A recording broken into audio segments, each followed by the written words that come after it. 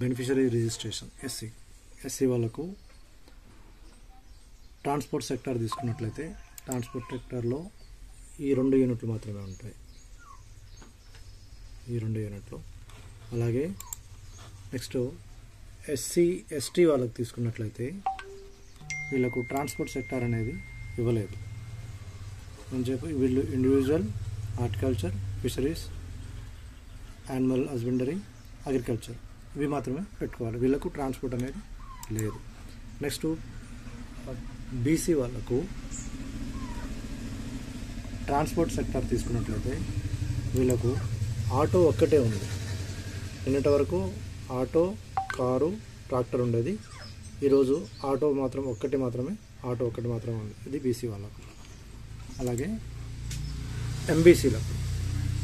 ఎంబీసీలకు transport సెక్టార్లో auto, car, tractor ఉన్నాయి. ఇది ఎంబీసీ వాళ్ళకు. నెక్స్ట్ మైనారిటీలకు ట్రాన్స్పోర్ట్ సెక్టార్లో